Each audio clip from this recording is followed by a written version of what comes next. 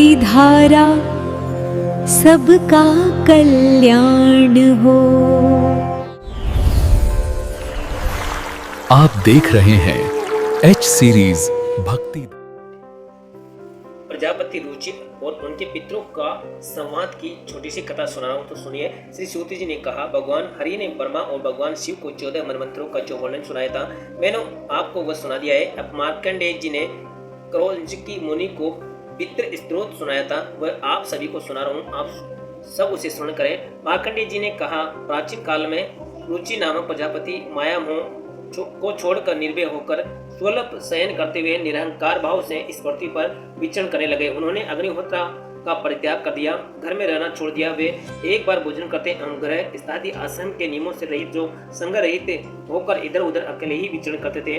उन्हें देखकर उनके पितृजनों ने उनसे कहा, ये वत्स, तुमने किस कारण दार परिग्रह विवाह नहीं किया?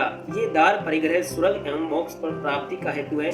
ग्रह अवस्था श्रम के बिना प्राणी को शाश्वत बंधन होता है, क्योंकि गृहस्थ समस्त देवताओं और पितरों और ऋषियों तथा याचकों की पूजा करके उत्तम लोगों को प्राप्त करता है।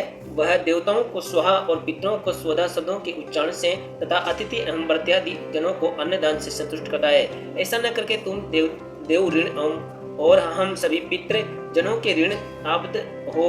मनुष्य, ऋषि एवं अन्य प्राणी जनों के लिए भी तुम प्रतिदिन ऋणी रह रहे हो। पुत्रोत्पत्ति, देव पूजा एवं पितृ तर्पण तथा संन्यास ग्रहण किए बिना ही तुम कैसे उस स्वर्ग की प्राप्ति की इच्छा कर रहे हो? हे पुत्र, इस अन्याय से तुमको मात्र कष्ट ही प्राप्त होगा। इससे तो मरने के बाद तुम्हें नरक की प्राप्ति होगी और दूसरे जन्म भी क्लेश ही होंगे। रुचि ने पितृजनों से कहा, जीवन में परिग्रह ग्रहण करना अत्यंत दुख भोग, पाप संग्रह एवं अंतकाल में अधोगति प्रदान करने के लिए होता है।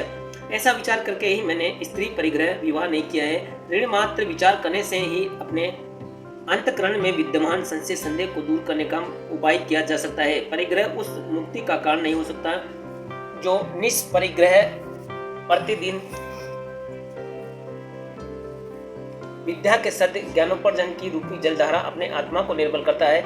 वैसे मेरे लिए तो वही श्रेष्ठ है। विद्वानों ने अनेक प्रकार के सांसारिक कर्म रूपी पंक्तिलाइन चिन्हों का वर्णन किया है, अतः वे जितेंद्रिय पुरुषों को तत्व ज्ञान रूपी जल से आत्मा का प्रक्षालन करना चाहिए। पितरों ने कहा, वत्स, जितेंद्रिय जनों के द्वारा आत्मा का प्रक्षालन करना चाहिए, ऐसा तुम्हारा कहना उचित ही है, किंतु ये कल्याण का मार्ग नहीं है जिसके ऊपर तुम चल रहे हो। मत्स्य के तप दान के द्वारा अपने अमंगल को दूर करते हुए फल प्राप्ति की कामना से रहित किए हुए जो शुभ एवं अशुभ कर्म है, वे बंधन के हेतु नहीं होते, और जो पूर्व का कर्म है वह भोग से नष्ट होता है।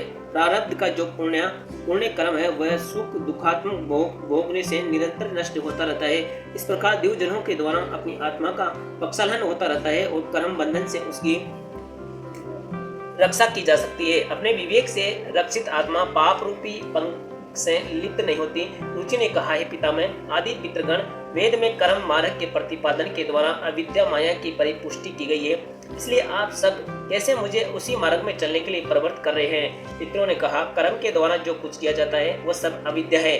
ऐसा जो तुम्हारा कहना है वह असत्य वचन नहीं है, किंतु विद्या की सम्यक प्राप्ति भी तो कर्म ही हेतु है। शास्त्र प्रतिपादित जो विविध कर्म है, सज्जन पुरुष उनका उल्लंघन नहीं करते, उन्हें उसी से मोक्ष की प्राप्ति हो जाती है। विविध कर्म का अनुष्ठान न करना अधोगति प्रादायक है। हे वत्स, मैं अपरिग्रह आदि के द्वारा आत्म प्रक्षालन कर रहा हूँ, ऐसा तुम उचित मानते हो, किंतु शास्त्र विहित कर्मों का अनुष्ठान न करने से उत्पन्न पापों के द्वारा भी तुम स्वयं अपने को जला रहे हो। अविद्या भी विष के समान मनुष्यों का उपहार करने के लिए ही होती है। जिस प्रकार विष का यथोचित उपयोग करने से प्राणी का कल्याण होता है, उसी प्रकार समुचित रूप से अविद्या रूप विविध कर्म का अनुष्ठान करने से कर्ता का हित होता है।